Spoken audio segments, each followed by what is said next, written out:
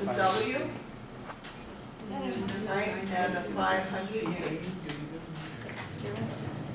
Does anybody have any other? So TA, TB, TC, TD. Lonnie? Is TD the same as the? Yeah, so we'll talk about that in a minute, good. Anybody, what questions do you have on what I have up in the table there? Everybody okay? It's cool to call the 500 Newton force 500 newtons. Say it again? How you chose that 500 Newton. It's cool to call the force just 500. Yeah, because it's a force. It's something that's being supplied as an external force, right? We couldn't really describe it as a tension or a compression or a weight. It's just a force that's being pulled. We don't know, is somebody pulling it? You know, we have no idea what it is. Okay. Okay, so it's just considered an external force that's being applied to the system. Okay, so Lonnie, I'm going to get to yours in a minute.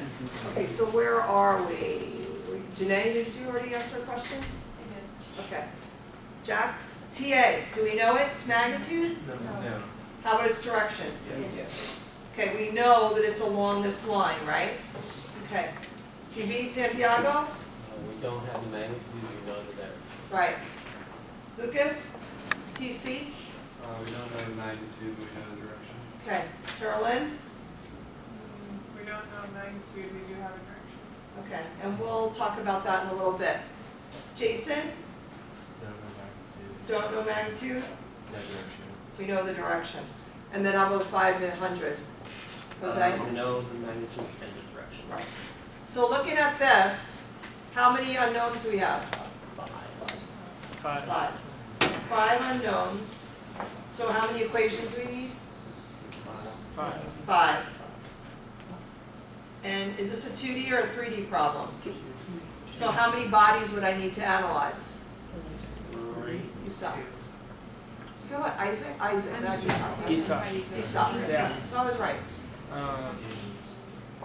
So it's a 2D problem and we need 5 equations, and we could get 2 equations, some of the forces in the X and Y for each body. So how many bodies do we need? 3 bodies? 3. Okay, so now, Lonnie, can we shorten this problem a little bit? Do we really need to analyze 3 bodies? What have you determined about TD? TD is then the same as weight. Right. So from now on, whenever a cable has a weight associated with it, we know that that is going to be equal to the weight. What are the 3 bodies? We haven't decided yet. We haven't figured out. So how do you know there's 3? I guess that's. Oh, how come? Because we have 5 equations, so we need 5, we have 5 unknowns, so we know we need 5 equations, right? Right? And we know that we could do some of the forces in the X equals 0 and some of the forces in the Y equals 0 for each one of the bodies we analyze.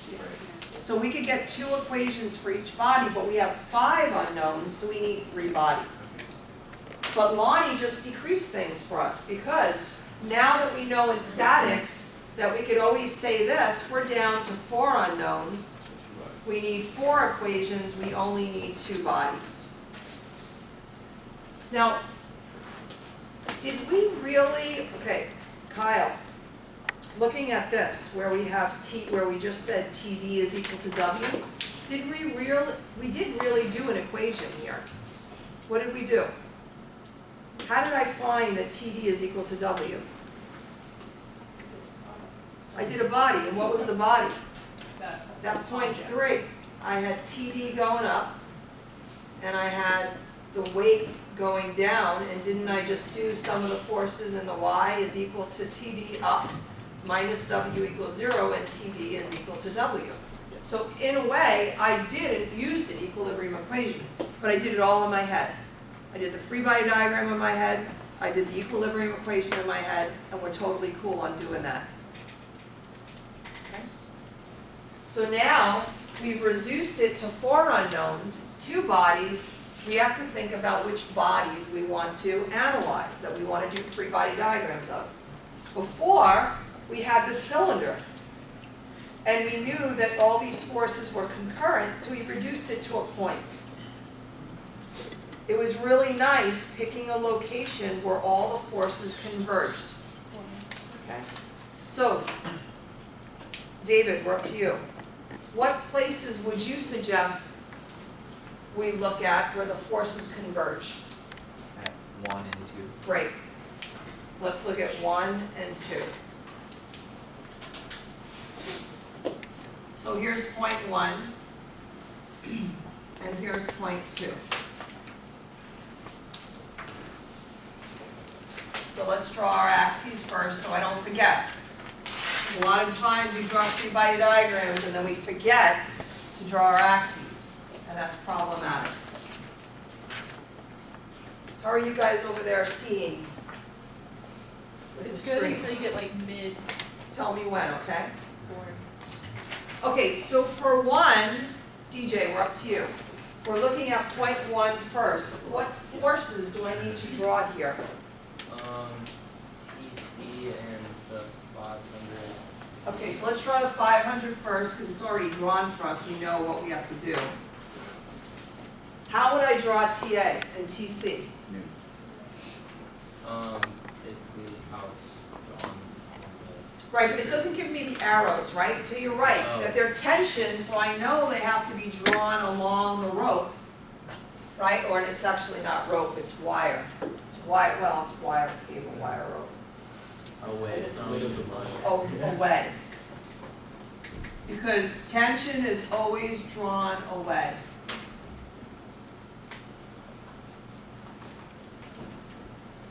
Okay, Larson, how about for 2? What do I have to draw? You have to draw TA, Right, and which way do I draw it? so there's a negative x direction. Good. And then you have to draw TD, negative y direction. I exaggerated, didn't I? What's this angle? 20, but that's not TD. TD's Oh, in sorry. The, TD's in the negative y. Oh, thank you. TD is in the negative y, that's what you were saying, right? And we already know that TD is equal to W, right? Okay, sorry, and what was that one? TD. Okay, let me draw that at least a little bit better.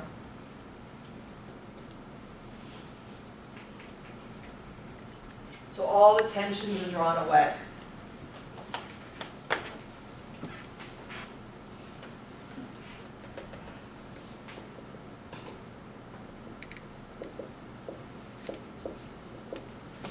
So which ones are my unknowns? This one, right? And this one, this one, this one, and that one. We have to get really good in practicing drawing free body diagrams. So what I want you to do right now is I want you to draw a free body diagram of the wire from 1 to 2. What forces would be on that wire going from 1 to 2?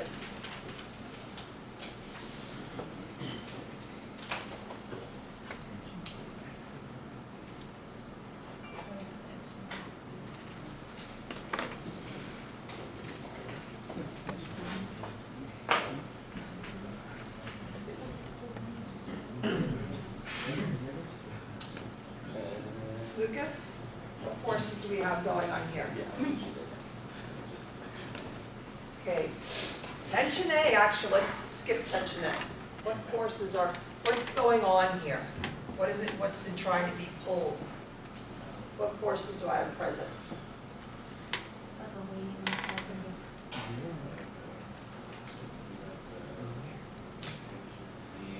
Tension C, so I would draw tension C, and I know it's at an angle of 10 degrees. I have the 500,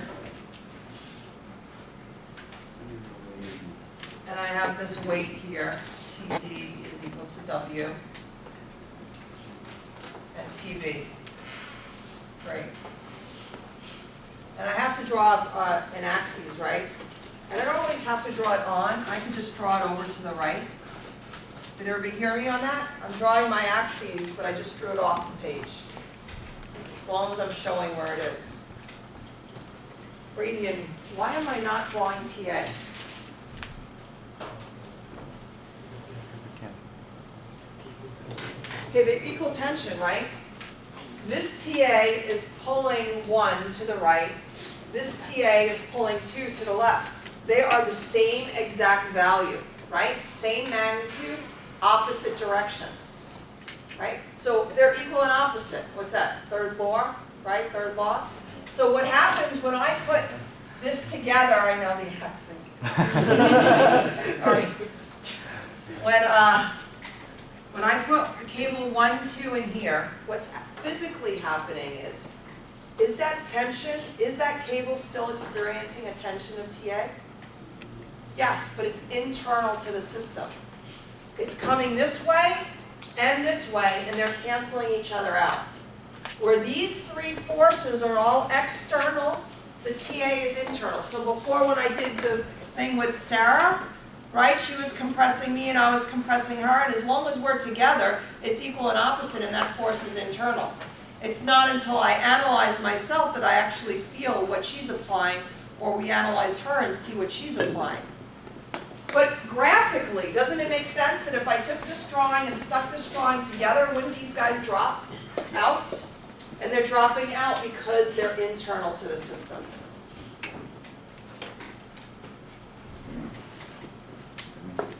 Got it? Jose? I'm just saying we can't see that drawing from here. Oh, Computer. okay. You want to stand up for a minute? Maybe what I should do is just draw things on a piece of paper? Yes. If you have suggestions, let me know. Or you could put one of the screens up, because everyone can see one screen. Okay. So you can probably pick that one up and And I could draw it on there, and I could have the screens do 2 different things too. Aaron? So does that mean we get to eliminate another unknown? No, it's still present in the system, and they still asked us to find it. Okay. That's all it's saying, is that when we draw a free body diagram of 1, 2 together, we can't calculate what TA is. Did everybody hear what Aaron said? He said, does that mean we could drop TA off of here? No, because they want us to find it. It just means using this free body diagram doesn't allow us to find TA. Daniel? Why would we use that? We wouldn't, I just put that, I wanted you, we're going to be doing this so much during the semester that I wanted to introduce you to the fact that you could take 2 free body diagrams and put it together. So it really wasn't part of this problem, it was just an exercise. Okay? Lonnie? If you had asked us to do that and we've done it as only one point, we put. You can't do that. Okay, so Lonnie just asked, can we draw this free body diagram like point 1, 2 together?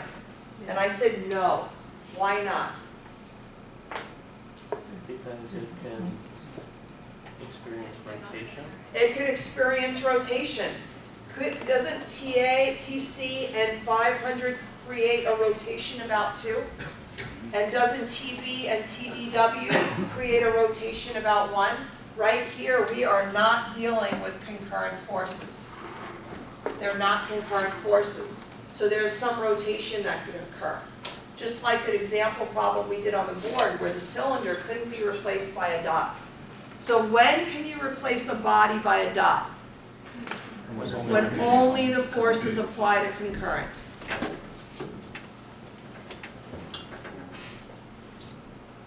So if all the forces on this water bottle were going towards the center, we could totally replace the water bottle circle drawing with a dot. But if I have a force going like this on the water bottle and a force going like that, I can't convert this to a dot, because now I have forces that are causing rotation. Okay, somebody else. Somebody had that. Yeah, how we do it on time? Yeah. Okay, so let's take a look at the steps again. So given, everybody's comfortable with reading their words and figuring out what's given, and if there's nothing in the words that's not in the picture, what do you write when you write given? Sketch. Fine, you write down what it is and use the variables. What do we use for tension? T, Normal? N, Weight? W. Good. Identify all the forces in the system and determine which force magnitude and directions are unknown. How do we do that part? That's with the table, right? These in the table. Any questions about the table? We separate the magnitude and the direction because a force is a vector and it has two pieces of information. We might know one piece of information but not know what the other one is. Daniel, Will we be marked off for not having a table? you have to have a table. Yes, you will be marked off. Okay.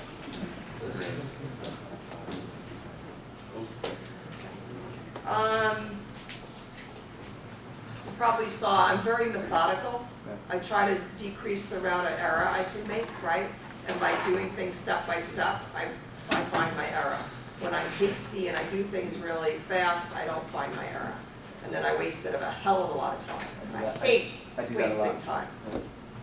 Do we actually write out the number of unknowns and then? Yes, and you do, you need to write that too. It'll specify, if I give you a statics problem where it's not asking you to do the whole setup, well then you don't have to, but typically, when we do all these statics problems, the next ones I assign, which I'm not assigning homework yet. Yes.